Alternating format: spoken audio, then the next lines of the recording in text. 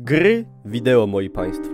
W dzisiejszych czasach jesteśmy zalewani takimi ilościami niesamowitych produkcji z przepiękną oprawą graficzną, porywającą oprawą muzyczną, nieszablonową fabułą obfitującą w zwroty akcji, że mogłoby się wydawać, nie mamy przecież, jako gracze, totalnie na co narzekać.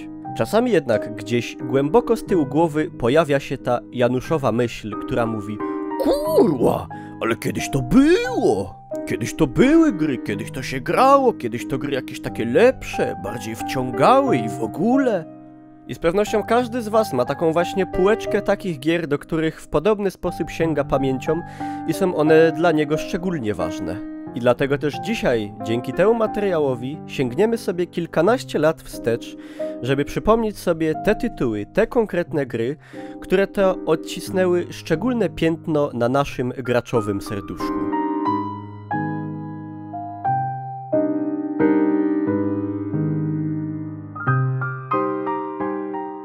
Można by się cofać, moi drodzy, bardzo dawno, bo wiadomo, że większość z nas nie zaczynała od komputerów z prawdziwego zdarzenia PC-ów, tylko gdzieś na jakichś Commodorach, Amigach, Pegasusach i tak dalej, ale jeżeli chodzi o pierwszego prawdziwego z krwi i kości PC-ta, którego miałem, który bodaj wtedy miał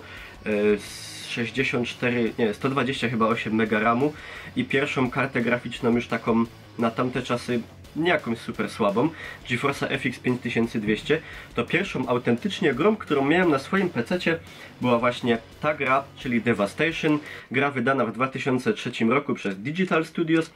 I to była już pierwsza gra, która spowodowała niemałe problemy z moim komputerem, bo problemy sprzętowe trapiły mnie od długich lat i już od pierwszych dni, kiedy komputer zagościł w moim pokoju, restartował się i były jakieś inne z nim wielkie w ogóle potyczki, ale właśnie ta gra jest to w zasadzie pierwsza gra z prawdziwego zdarzenia, którą na własnym komputerze, bo wcześniej udawałem się gdzieś do kolegów, do znajomych pograć, na własnym komputerze miałem okazję pograć, była to właśnie gra Devastation, FPS w postapokaliptycznym świecie, który był nastawiony generalnie na dzisiejsze czasy, można by to porównać trochę nie wiem, do Counter-Strike'a z fabułą. On był bardziej nastawiony na rozgrywkę wieloosobową, ale ja w tamtych czasach, kiedy dopiero dostałem komputer, oczywiście nie miałem go podłączonego do sieci internet. Generalnie to nastąpiło dopiero parę lat później, także jedyne co mogłem zrobić, to cieszyć się grą singleplayerową, ale i na tamte czasy i samo to poczucie, że to była pierwsza gra, którą rzeczywiście mogę grać w swoim własnym domu, na swoim własnym komputerze, oczywiście z użyciem kodów gdzieś tam na więcej broni i tak dalej, przełażenie przez ściany. Nigdy jej w ogóle nie ukończyłem, ale radocha z grania w nią była naprawdę wielka.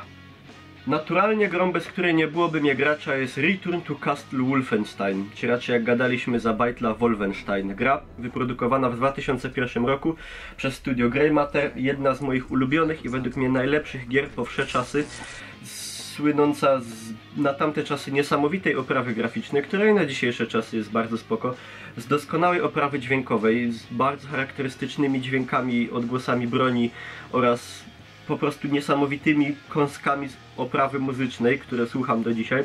A myślę, że przygód dzielnego amerykańskiego żołnierza polskiego pochodzenia BJ'a Blazkowicza nikomu nie trzeba przybliżać, bo nawet niedawno została wydana w zeszłym roku, czy w tym? Ale chyba w zeszłym, nowa część, czyli The New Colossus, a już kolejna wiadomo, że jest w produkcji.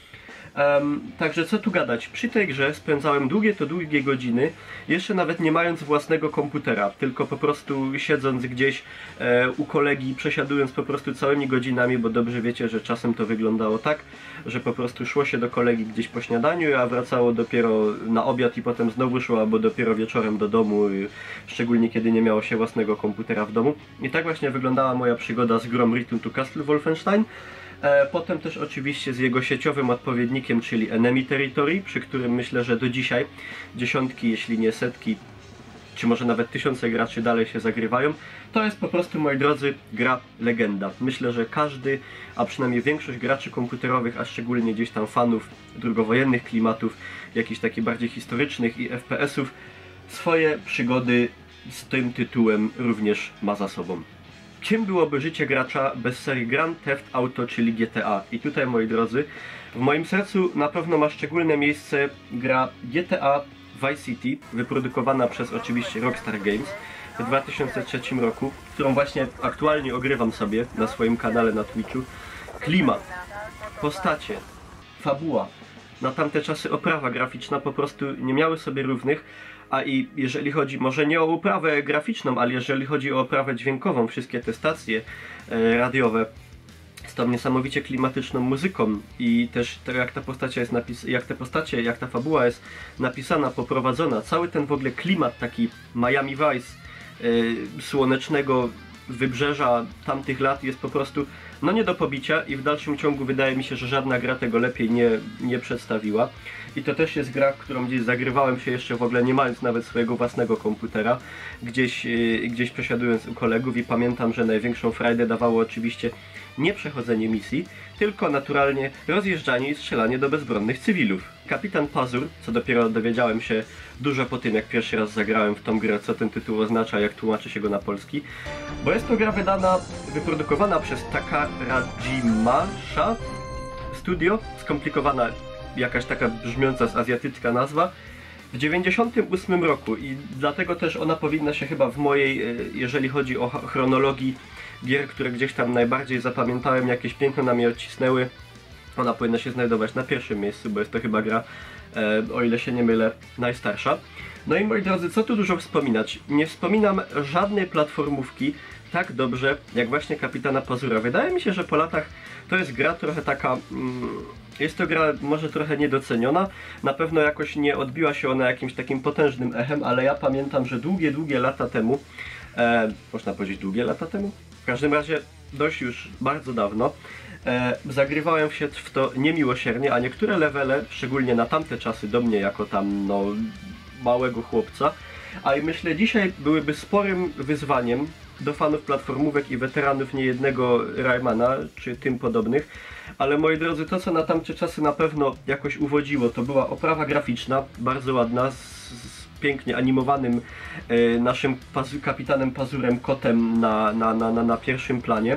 Bardzo fajne malowane tła, super oprawa dźwiękowa, mnogość rzeczy do zbierania, jakiejś amunicji, bomb, owocków i tak dalej, różnorodne, fajnie różniące się od siebie levele, naprawdę bardzo cieszące oko oprawą i myślę, że nawet w dzisiejszych czasach można by z przyjemnością do tej produkcji wrócić.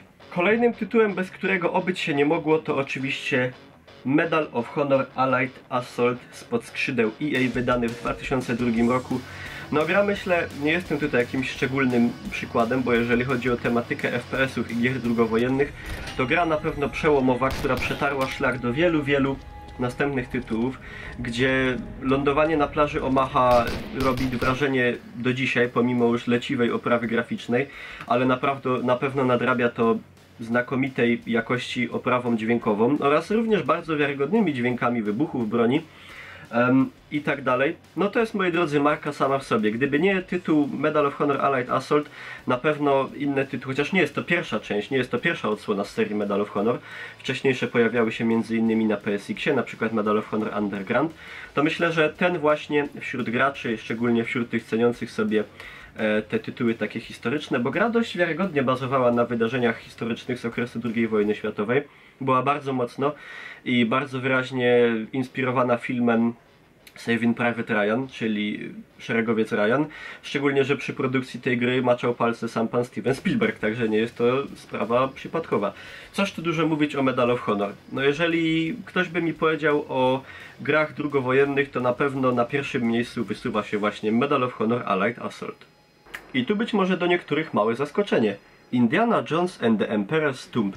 Gra z 2003 roku, wyprodukowana przez LucasArts i odcisnęła ona piętno na moim graczowym serduszku, być może właśnie głównie dlatego, że trafiła gdzieś tam na moment, gdzie u mnie pojawił się ten największy hype właśnie w ogóle na klimaty Indiana Jonesowe i na filmy z tej serii. Kiedy oglądałem je gdzieś tam jeszcze w ogóle na kasetach VHS wypożyczone w ogóle z wypożyczalni kaset, myślę, że pomimo, że jestem jeszcze dość młody, to myślę, że niektórzy z Was już mogą nie kojarzyć takich wynalazków jak wypożyczalnie filmów na VHS, a było coś takiego i właśnie wtedy wypożyczało się Indiana Jonesy na VHS-ie i gdzieś razem z kolegami przy chipsach i coli oglądaliśmy, wczuwając się niesamowicie, przeżywając przygody Indiego walczącego z jakimiś wyznawcami pradawnych kultów, Niemcami podczas II wojny i tak dalej.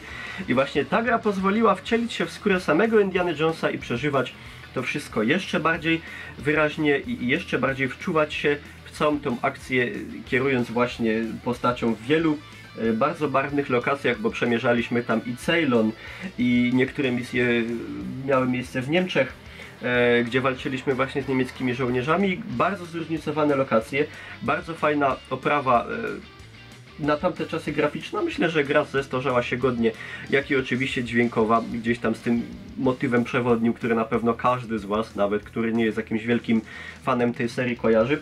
No po prostu była to bardzo, bardzo fajna gra, taka strzelanka z elementami też przygodówki, też trzeba było rozwiązywać jakieś łamigłówki.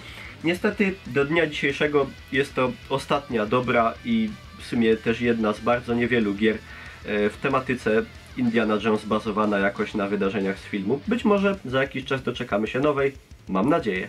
I okazuje się, że Kapitan Pazur jednak nie jest najstarszy, moi drodzy. Wormsy. Pierwsza odsłona Wormsów pojawiła się już w 1995 roku, gra wyprodukowana przez Team 17. To akurat tutaj możecie sobie zaobserwować gameplay już z tej nowszej wersji. Odsłon Wormsów, moi drodzy, było, myślę, że na palcach dwóch rąk byśmy tego nie zliczyli, dodając może nawet stopy. Było ich niesamowicie dużo, wychodziły one zarówno jak na PC-ty, zarówno na PC-ty, jak i na konsole. Myślę, że z Wormsami każdy miał jakiś kontakt, mniejszy lub większy.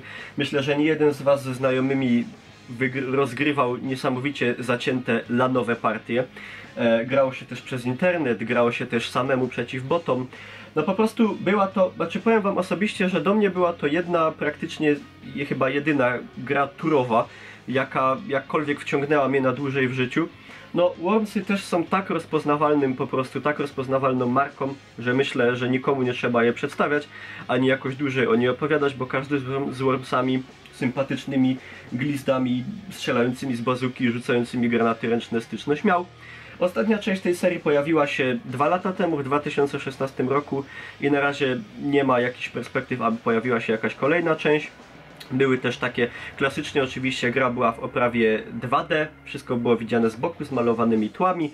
Potem też pojawiły się edycje w 3D, które jednak nie zyskały jakiejś takiej wielkiej sympatii graczy jak te stare. I te najnowsze odsłony powróciły znowu do tej klasycznej oprawy dwuwymiarowej, oczywiście wzbogacając ją o jakąś większą ilość detali, nowe bronie czy nowe tryby rozgrywki, także czekamy na nowe Wormsy. No i moi drodzy, to by było na tyle. Można by wymieniać i wymieniać, bo wiadomo, że przez życie każdego gracza przewinęły się setki, jeśli nie tysiące, jeśli może i w niektórych przypadkach dziesiątki tysięcy produkcji.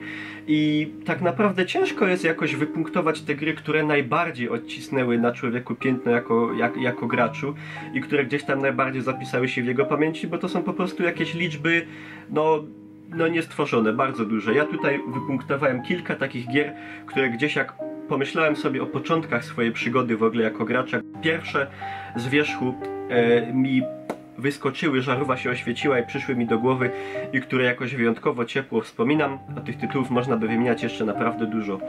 I właśnie, idąc za tym, zachęcam Was, moi drodzy, abyście w komentarzach pod tym filmem podzielili się ze mną, jak to jest u Was? Jak to było u Was? Które gry gdzieś tam wspominacie najcieplej, spędziliście przy nich najwięcej czasu, macie z nimi najfajniejsze wspomnienia i o których można by w jakiś sposób powiedzieć, że to te gry uczyniły z Was graczy i Was jakoś wprowadziły w ten świat tej pecetowej rozgrywki multimedialnej. Także na takie właśnie komentarze czekam, zachęcam do dyskusji. I dziękuję Wam pięknie, moi drodzy, za uwagę. To byłem ja, Niklaus, a to były gry, które zapamiętałem najlepiej. Trzymajcie się.